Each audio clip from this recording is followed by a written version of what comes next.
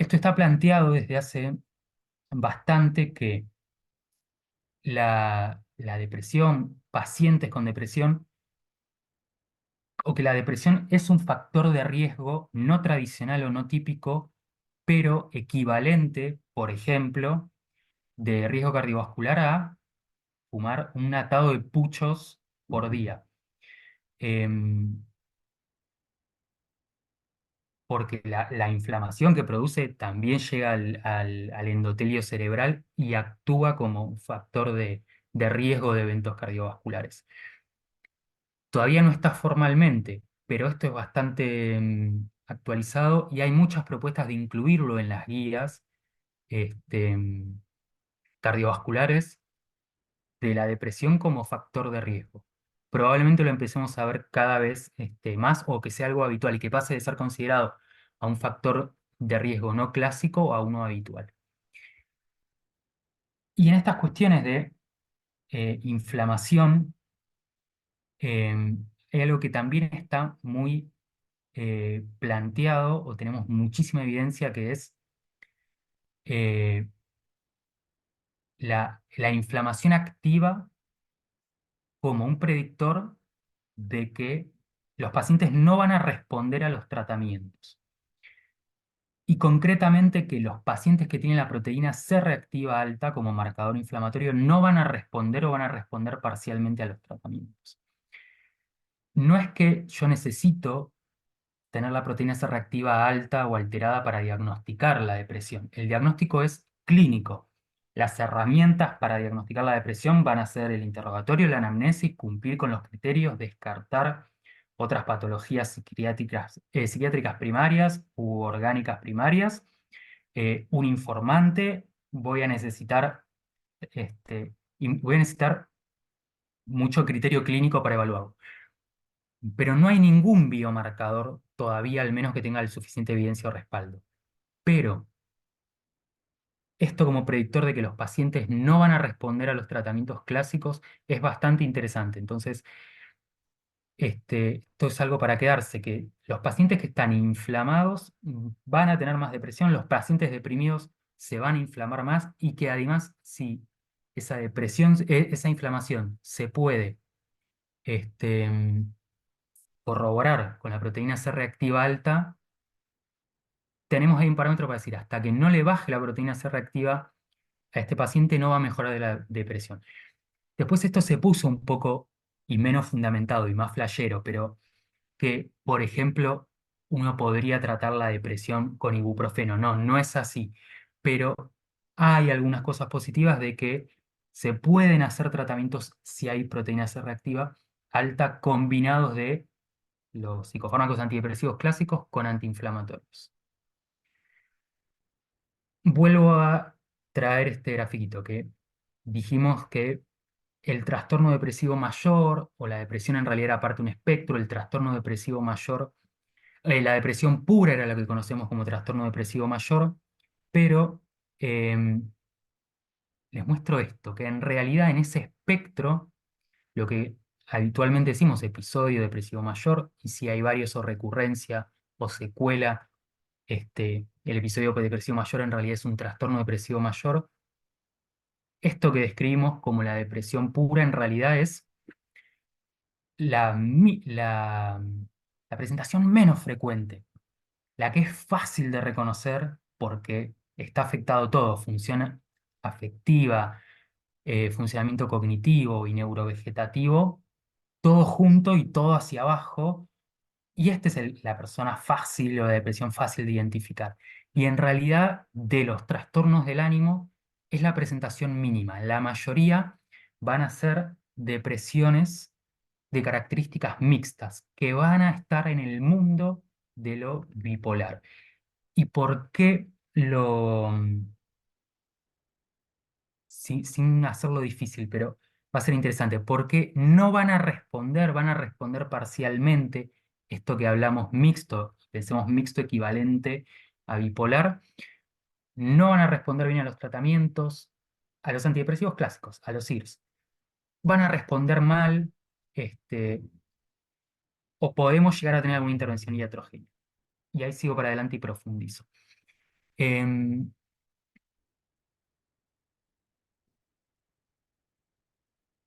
Esto es lo que pensemos, no se abrumen con esto, tienen mucha información, pero pensemos en esta línea abajo, como en este arco iris donde se van mezclando las cosas. Esto es donde habitualmente por ahí nos sentimos cómodos y es fácil definirlo, donde decíamos la listita primera del episodio depresivo mayor, pensamos que es como algo separado. Todos escuchamos trastorno bipolar en algún momento y lo asociamos con manías. Y como si pensamos, esto es nuestra concepción tradicional, que son mundos diferentes. La manía por un lado, el trastorno depresivo por un lado, la manía por un lado, el trastorno depresivo por un lado, y que no se chocan, como que son mundos distintos. Y la verdad, clínicamente, más correcto es que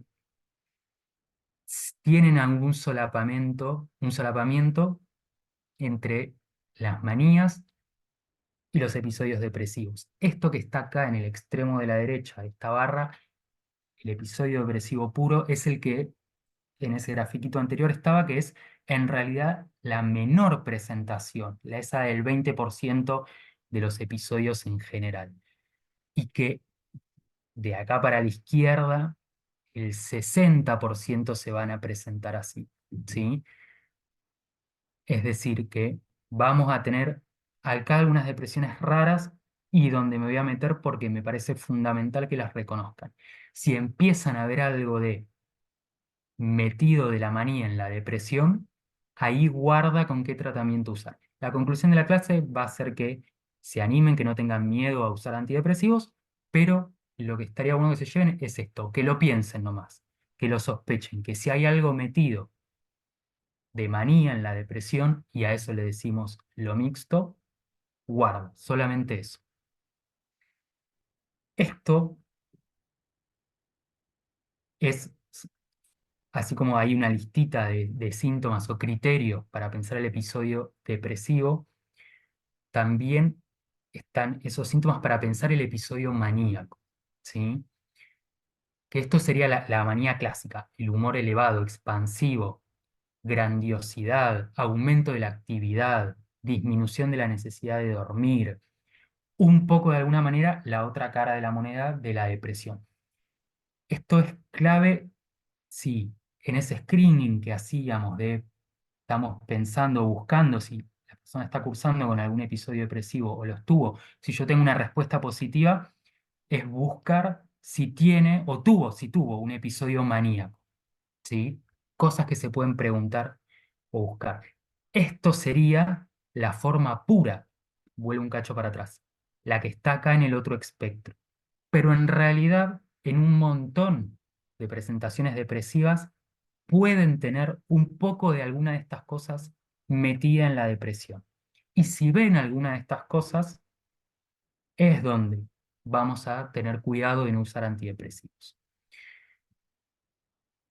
Em, Vuelvo a poner esto, que la pusimos al principio, que decíamos, si veíamos todos los síntomas, cómo me ordeno, cómo los dimensiono, decíamos, bueno, va a haber una función neurovegetativa, psicomotriz, va a haber una función, una esfera cognitiva, una esfera emocional. En el episodio depresivo están todas arrastradas hacia abajo, en mayor o menor medida, pero bastante simétricamente en el episodio depresivo puro. Lo que está acá en el otro lado es que se arrastra en el episodio maníaco puro, todas más o menos igual. Y este mundo de las depresiones mixtas, los estados mixtos, es donde empiezo a tener en distintas combinaciones la función cognitiva, emocional y neurovegetativa afectadas en distinta manera. E incluso, esto es lo de los estados mixtos, donde tengo un poquito de manía en la depresión, hasta de maneras contrarias. Entonces puedo tener la emocionalidad afectadísima hacia abajo, pero por ejemplo la actividad mental o motriz súper acelerada. Estas son las depresiones raras que pueden llegar a encontrar, esas formas clínicas medio intermedias o medio raras, que en realidad terminan siendo la regla. Y se van a presentar con algunas cosas que nos tienen que llamar la atención. Las que están subrayadas son las más importantes. La ira, la tensión interior, lo describen como: tengo una sensación rara de inquietud, de me quiero mover, de que por dentro estoy muy nervioso, van a decir la gente. La pérdida de atención. En los episodios depresivos, en la afectación cognitiva, episodio depresivo puro es: no tengo fuerza, no tengo energía mental, no me puedo concentrar, en realidad tengo bastante la cabeza vacía, los pensamientos como que me caen a cuentagotas. En este episodio depresivo, en los episodios depresivos mixtos está metida esas pequeñas cositas de manía, y en realidad es no que no tienen atención, que la tienen bastante dispersa. Eso se llama disprosexia. Van a tener mucha taquipsiquia y verborragia. Estos son los pacientes que están mal, pero por ejemplo se quejan mucho y no paran de hablar y están súper difóricos y no paran de relatar aceleradamente y con muchas cosas a la vez su padecimiento. Y presentar comportamiento riesgoso, conductas que los lleven, conductas compulsivas, conductas sexuales, conductas de compra, este, que se agraven en estos episodios depresivos. ¿Por qué está bueno reconocerlos? Porque si pensamos en los episodios depresivos puros, en los trastornos depresivos mayores, no tengan miedo, usen tranquilos que van a tener buena respuesta los tratamientos antidepresivos clásicos. Pero si en realidad estamos en el mundo de los trastornos bipolares, cuando uno le enchufa a esos estados mixtos los antidepresivos, esto se llama ciclar, como que de la depresión lo llevo sin querer, por no haberlo identificado, lo llevo exagero a la manía. Y empiezan, lo que habíamos visto en colores, esas distintas esferas, empiezan algunas mejoras, pero algunas otras empeoran y se empiezan a alterar en distinta medida, como si embarrara o ensuciara el cuadro.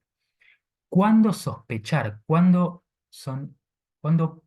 del episodio depresivo que se presenta, sospechar que puede ser de un trastorno bipolar? Yo lo puedo estar viendo el episodio depresivo ahora en el momento, pero que en el momento es un episodio depresivo, pero que en realidad no sea un trastorno depresivo mayor de fondo, sino sea un trastorno bipolar que está con una fase depresiva. Va a haber algunos antecedentes que son de sospecha, que me van a indicar más que es una depresión. Unipolar se llama cuando el equivalente a trastorno depresivo mayor solo repite depresiones. Y depresión bipolar es cuando se está presentando una depresión, pero en realidad es de fondo ese trastorno bipolar. Si hay abuso de varias sustancias, ¿sí? Si consume todo: alcohol, cocaína, marihuana, ansiolíticos, hay una teoría que nos dice que los pacientes intentan con el consumo de sustancias autorregular esos estados mixtos, es decir, terminan tomando un estimulante, un depresor, entonces nunca les sale, pero es una mala estrategia, pero que buscan autorregular esos estados. Si uno busca y pregunta si tuvo una manía, si tiene una tendencia a la inestabilidad, a los cambios de humor, quien es depresivo, puro, mayor, unipolar, siempre, siempre hace, y de fondo siempre tiene las mismas depresiones. Este, sí, esto es clave también. Depresión que empieza en la adolescencia, primer episodio depresivo, pensar siempre en la posibilidad de que puede ser la primera manifestación de un trastorno bipolar. Lo habitual es que los episodios depresivos, los puros, en alguien que no tiene trastorno bipolar, se manifiesten en la edad adulta. Pero primer episodio depresivo que califique para episodio depresivo en alguien adolescente, pensarlo, sospecharlo. Y si tiene antecedentes familiares. El trastorno bipolar tiene altísima carga de agregación genética. Entonces, preguntar en los antecedentes siempre. Si hay trastornos bipolares en la familia, aumenta muchísimo la probabilidad. Pero por ahí no están diagnosticados, y si hay en la persona que está deprimida ahora algún antecedente familiar, de algún suicidio, de algún familiar con alguna alteración de salud mental, que diga: no, bueno, mi tío, o de mi parte materna mía, o de parte paterna, estaban medio locos, eran medio raros, sospechar. Em, Esto me detengo un segundito, ya me queda poco tiempo, pero me parece que también ordena mucho. Em, y me parece que también les va a servir un montón como herramienta práctica, que les va a ayudar mucho en jerarquizar la información que se encuentren o puedan recabar clínicamente.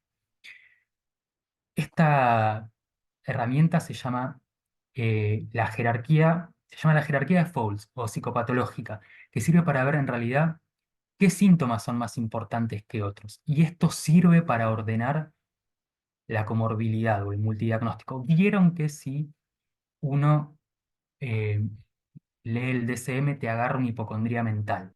Si te pones a, si te pones a chumear el DSM parece que calificas por todo o que intentás ubicar lo que le pasa a un paciente y ves que clasifica para un trastorno del ánimo, para un trastorno de ansiedad, que califica para un trastorno alimentario, que parece que tiene TOC, que parece que tiene un trastorno de personalidad.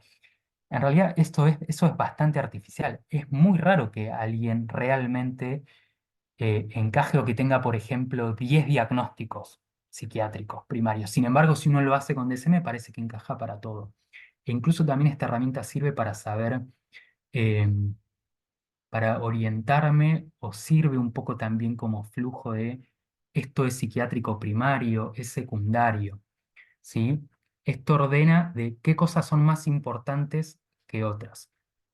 Lo confuso que puede ser de esto, presten un cachito de atención, porque sintetiza mucha información en poco, pero es bastante útil, es que esto en realidad se lee de arriba para abajo. Es lo contraintuitivo. En realidad lo más importante está en la parte de arriba de la pirámide. Y esto va de arriba para abajo. O sea, es más importante el primer escalón que el segundo que el tercero y así sucesivamente. Esto no habla de frecuencia. Al principio decíamos que en realidad los trastornos de ansiedad son los más frecuentes, primarios, pero no lo más importante. Lo más importante, o esto lo que me dice es, yo para diagnosticar cualquier escalón de esta pirámide tengo que estar seguro que en realidad no es uno del anterior. ¿Por qué? Porque cualquiera de estos escalones en realidad se puede camuflar en el anterior. Vamos con ejemplo. En realidad yo tendría que arrancarlo por acá y estar seguro que el paciente o la presentación que tiene, el síndrome depresivo, no es algo orgánico. Si estoy seguro que no es algo orgánico, puedo pensar si lo que le pasa en realidad no es un trastorno por consumo de sustancias o el efecto de alguna sustancia, de intoxicación o abstinencia, antes de pensar que es un trastorno depresivo. Por ejemplo, si hay un consumo activo de alcohol, en realidad es dominante. ¿Qué quiere decir esto? Si hay un consumo activo de alcohol y un trastorno del ánimo, es probable, mucho más probable que el trastorno de ánimo sea por consumo de alcohol. Dicho de otra manera, mejora el consumo de alcohol, de sustancias, mejora el consumo, el trastorno por consumo, por ejemplo, de cocaína, probablemente mejore la depresión. Que lo que yo veo como depresión en realidad sea una manifestación más o una emergente. Dicho de otra manera, que si no mejora el consumo de alcohol y yo lo estaba ubicando acá, pero no estaba seguro que era un consumo de alcohol o de sustancias, o que no era un cuadro orgánico, en realidad esa depresión no va a mejorar nunca. Y lo mismo hacia abajo. Yo puedo pensar que el paciente tiene, por ejemplo, un trastorno de pánico, un trastorno de ansiedad, y fíjense que en realidad los trastornos de ánimo son dominantes. Yo puedo tener las dos cosas. Parece, parece que tengo las dos cosas. Parece que tengo un trastorno de ansiedad, porque califica para los síntomas, y tiene un trastorno de ánimo. Es mucho más probable que en realidad tenga el trastorno de ánimo y se vea con síntomas depresivos a que este, sea el trastorno de ansiedad. Y que si yo, por ejemplo, trato el trastorno de ánimo, los otros en realidad van a mejorar. Esto es muy común, por ejemplo, en trastornos o lo que parece que tiene una forma de trastorno de personalidad. Persona conflictiva, persona que tiene rasgos dependientes, que tiene rasgos obsesivos, que yo digo, uy, pero esta persona es reconflictiva, para las personas con trastorno límite, parece que tienen trastorno límite de personalidad que son muy complejos. Tengo que estar seguro que en realidad no me comí por alto un trastorno de ánimo. Y adentro de esta cajita de la jerarquía de trastornos del ánimo está dentro dominante, trastorno bipolar y después trastorno depresivo mayor o puro. Es decir, yo tengo que estar seguro que, o tengo que tratar de corroborar de que la persona que se presenta con una depresión o que parece una depresión pura, en realidad no sea un trastorno bipolar. Es un ejercicio a tener presente en la cabeza. Estos serían poblaciones especiales. Para no hacernos largo, recurrimos solo si hay alguna pregunta. Esto sí me parece importante y es muy breve, que es esta confusión. Yo me acuerdo en la carrera que haber aprendido que si hay duelo excluye el diagnóstico de depresión. O sea que si la persona en realidad está atravesando un duelo, yo no lo tengo que considerar como depresión. Y les vengo a aclarar un poco, en realidad lo contrario. El duelo y el episodio depresivo son similares, más bien no iguales, ¿sí? No es lo mismo. Y pueden coincidir o no. O sea, puedo atravesar un duelo y no estar deprimido, y puedo cursar una depresión sin tener ningún tipo de duelo. La confusión viene es que la vivencia de pérdida, por decirlo de alguna manera y ponerlo en palabras simbólicas, se vive de manera similar. La sensación es más o menos descripta, parecida. En el duelo se puede morir un ser querido, pero también yo puedo hacer duelo o por un trabajo, o por una cuestión personal que perdí un trabajo, o se cortó algún proyecto. Entonces, puede ser más que por la muerte de una persona. Pero no es lo mismo. En el duelo no se deja de comer, de dormir, ¿sí? No tiene tanta afectación neurovegetativa. Se me puede cerrar la panza, me puede costar dormir, pero eso dura unos días. Y después vuelvo a tener hambre. O sea, la función neurovegetativa la recupero. Si empiezo a no comer, a no dormir, por más de 2 semanas, esto es un episodio depresivo. Un poco parecido también con el aspecto cognitivo. En quien atraviesa un duelo, se piensa en la muerte, se piensa en la propia muerte, se piensa en la muerte como parte de la vida, pero quien experimenta un duelo no piensa, no se quiere morir uno. En esta parte cognitiva, en el duelo hay pensamientos o se recurre o se pone uno muy repetitivo, piensa mucho, lo relaciona todo con el que se murió. Pero con eso, está como todo mal o lo angustioso es eso. En la depresión está todo mal, están todas las esferas afectadas. Entonces, no hacer automáticamente el ejercicio de si alguien está atravesando un duelo, decir, no, no está cursando un episodio depresivo, no tiene una depresión, tengo que esperar que se le pase el duelo. En realidad, no, que nuestro concepto sea, alguien está cursando un duelo, pero parece una depresión y coincide para una depresión, es depresión y se trata como depresión. ¿Sí? Y algunas palabras de los tratamientos, puntualizando el farmacológico, que es el más común y el ampliamente usado, es que de primera línea, porque se responde razonablemente bien, son fáciles de usar y se toleran bien, son los IRS o los IRS con N. O sea, los IRS son los antidepresivos, los inhibidores selectivos de la recaptación de serotonina, y los ISRSN son los de recaptación de serotonina y noradrenalina. Los IRS, fluoxetina, sertralina, paroxetina, citalopram, y los de noradrenalina son venlafaxina, desvenlafaxina, duloxetina, este, que todos entre ellos van a ser más o menos equivalentes.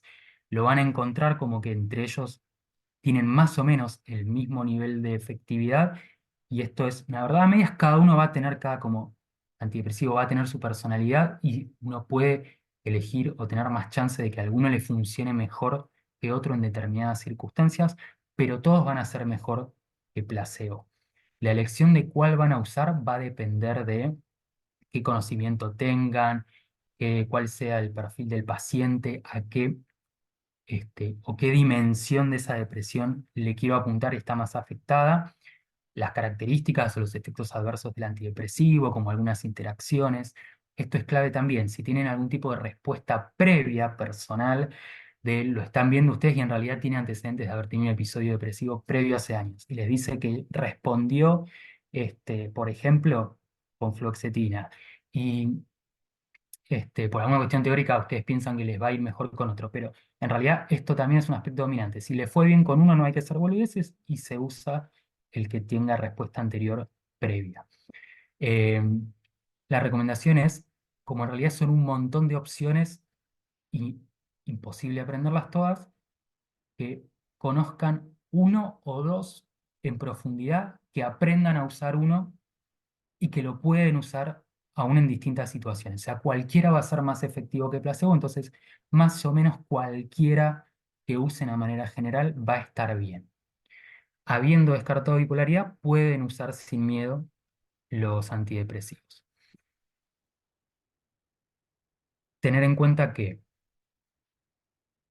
al usarlos van a tener una latencia de respuesta, siempre considerando que están usados en dosis suficiente o adherencia correcta, el 30% va a tener una mejoría a las 2 semanas, el 50% va a tener una respuesta en 4 a 6 semanas y 60% una respuesta en 12 semanas. Esto es, a manera general, en un primer intento de tratamiento. Fíjense que eh, en las fases de tratamiento, en las primeras 2 semanas responde, va a haber algunos que respondan, pero algunos van a tardar más. Por eso lo habitual es tener que esperar 4 a 6 semanas. Yo puedo tener respuesta antes, pero fíjense que hay una diferencia entre las primeras 2 semanas y las 4 semanas, pero no hay mucho de 50 a 60% en más de continuarlo por 4 semanas. Por esto es lo habitual de que si no responde en las 4 semanas, se cambia a antidepresivo. Si no hay respuesta, hay distintas estrategias. Se evalúa la adherencia, se usa la máxima dosis, se maximiza la dosis dentro del rango, se cambia a antidepresivo, se potencia con fármacos adyuvantes, o se combinan antidepresivos, o se revisa diagnóstico. Les machaqué mucho con lo de episodios mixtos y trastorno bipolar, porque esta es una gran causa de falta de respuesta o incluso mala respuesta o con efectos adversos a los antidepresivos IRS o noradrenérgicos, porque requieren otros tipos de tratamiento que son antipsicóticos y estabilizadores del ánimo. Y en la elección del antidepresivo, esto es mínimo, pero me parece interesante, eh, que no es para aprenderlo, pero entender un poco cuál es el ejercicio de justificación que hay atrás en la elección del antidepresivo. Como veíamos, las distintas combinaciones de las esferas afectiva, cognitiva, y neurovegetativa, uno lo puede traducir un poco a qué vías cerebrales están afectadas.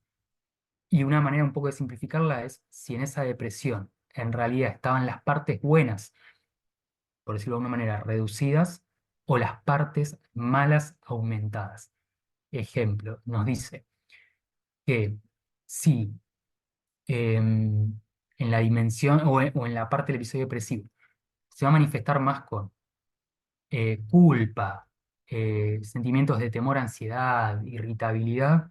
Va a responder mucho mejor a los noradrenérgicos y serotoninérgicos y que sí, en realidad, por ejemplo, hay más pérdida de la alegría, del interés, pérdida de energía, atención disminuida, van a responder más a los noradrenérgicos dopaminérgicos. En realidad cualquiera va a tener buena respuesta. Pero si uno se quisiera poner muy fino, ahí es donde esa es la justificación de por qué antidepresivo va a usar, por lo menos en la primera vez. Eh, ya me fui a la mierda con el tiempo. Esto solo si surge alguna pregunta y cuando, por ejemplo, pensar en recurrir al psiquiatra es si les parece que el trastorno de ánimo es grave, si tiene ideación o intentos suicidas y pesquisan sintomatología psicótica si sospechan que hay algo atrás de lo que mencionamos rápidamente de bipolaridad, si ven que tiene recurrencia, si repite, si no hay respuesta al primer tratamiento, si hay duda diagnóstica, y esto puede ser muy importante para ustedes, que es la reacción contratransferencial.